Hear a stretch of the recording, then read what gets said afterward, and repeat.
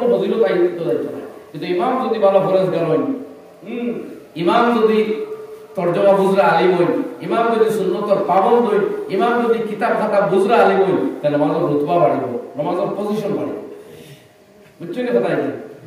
এক রিওয়ায়াত আনছেন, এই রিওয়ায়াত খুব উন্নত স্তরের সহিহ না হলেও মওযু জাল নাই।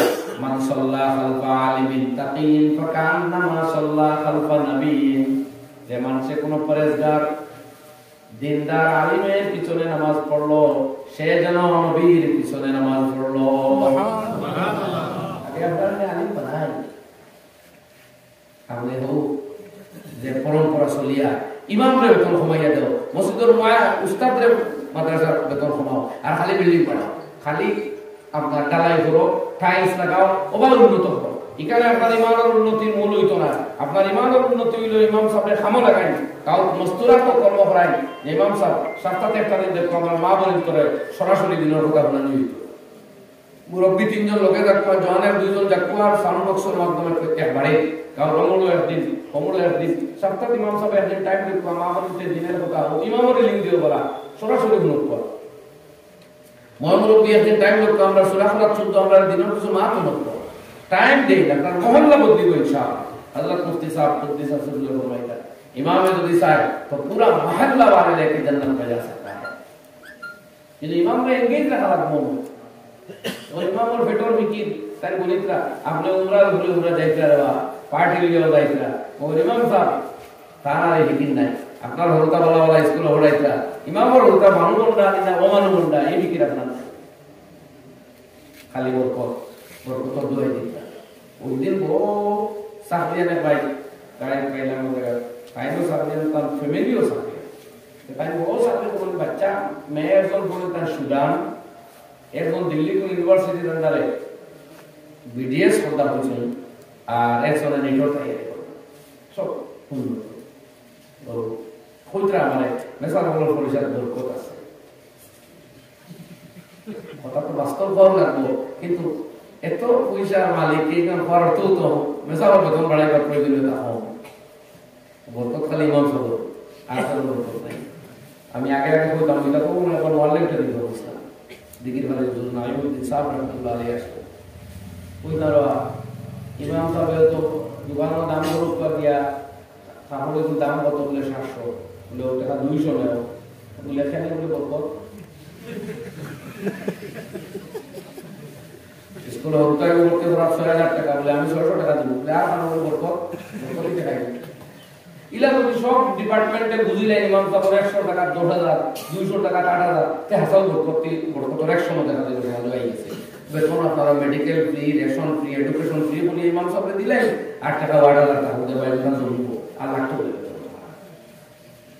মগর তা আমি তো ভাই বল আমি আপনারা অনুরোধ করিয়া মুআল্লিম ওর বেতন বাড়াই এই জাতীয় বেতনে আগামীতে কোয়ালিটি মুআল্লিম হইতা না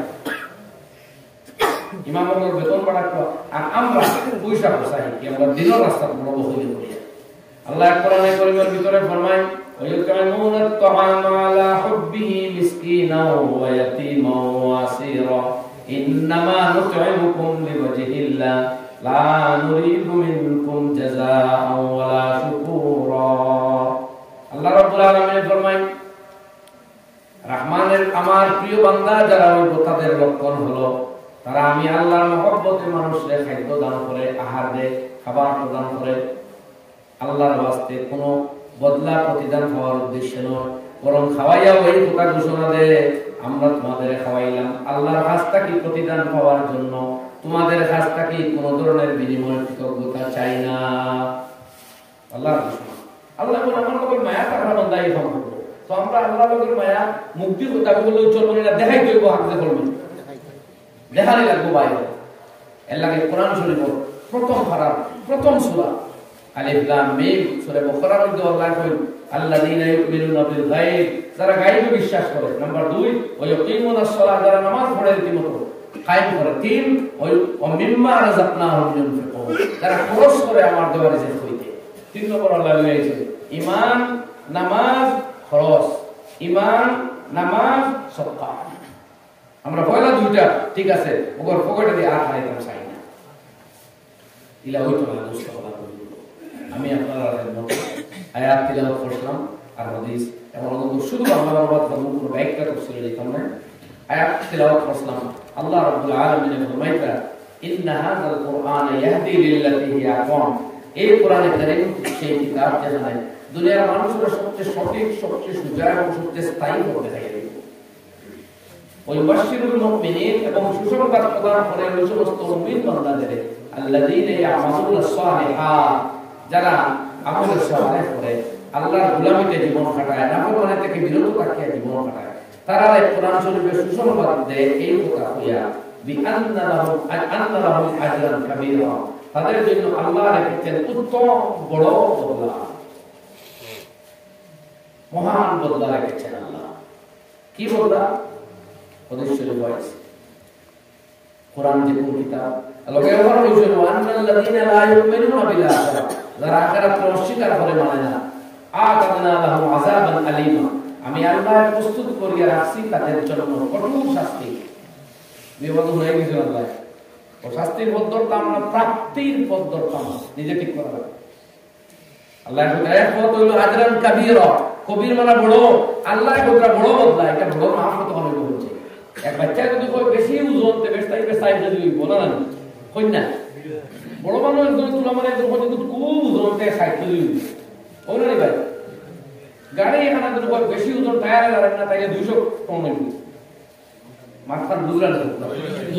আল্লাহ যদি বলি এটা বড়, তে বড় তো মাফ কি তৈরি করবে সেটা বলবো। আল্লাহ তো আজর ভাই তারা নেই কাম, আর যারা বদকারি করে আখিরাত মানে না, আমি কঠোর শাস্তি রাখছি।